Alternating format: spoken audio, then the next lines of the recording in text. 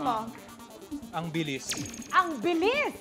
Okay. Ngayon, pipili kayo dyan ng sa tingin ninyo ay makakatulong ng bilis sa pagkapanalo ninyo. Jose. Sigurado ka? Sigurado. Bakit? Kasi kaibigan siya ng papa ko. Ganon? Makakatulong yun. Talaga, ha? Kalaro ko mga tatay niyan. Oo, Tatay, mahilig si ka sa Benji. basketball. Oo. Ito ang tanong. Ayon sa Guinness World Records, anong sport ang may fastest moving ball? Baseball. Kung mapapansin natin, yung baseball, kahit anong laro na merong ginagamitan ng raketa, nasasapu lagi eh. Yung tennis, madaling tamaan. Pero yung baseball, ang hirap tamaan niyan, bihirang-bihira nakaka-score niyan. Dahil yung speed ng pukol, ng pitcher, kailangan sumesenyas pa yung catcher. Pag sumenyas yung catcher na dito, yung feeder, ayoko. Mas mabilis na ibibigay ko. Dun, sige. Kaya kailangan masapo niya eh. Dahil mabilis ang takbo niyan. Pag di mo nasapo yan, ibig sabihin, hindi mo sinapo. Maganda yung sagot mo po, baseball.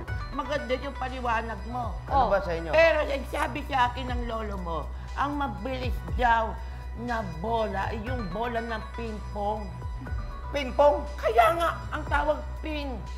Parang kasing bilis ng bola ng bala yung ping. Yung pong, yun na yung mabagal.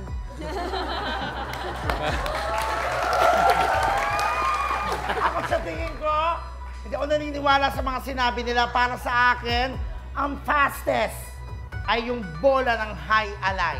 Ah. Kasi ano yan eh, wala na yung ano, tama. Parang nag-glide na lang yun doon sa ganon.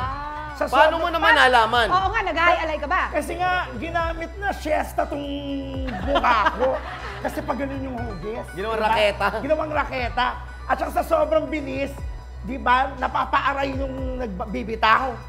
Hi, alay, alay, alay. Ang pinili mo, si Jose, at ang sabi niya, ang ganda ng paliwanag, di ba? Baseball!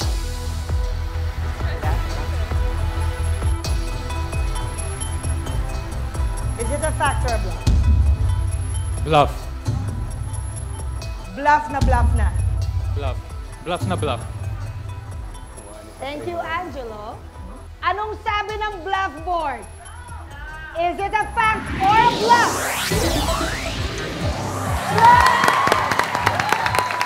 Nice! You have 2,000 pesos.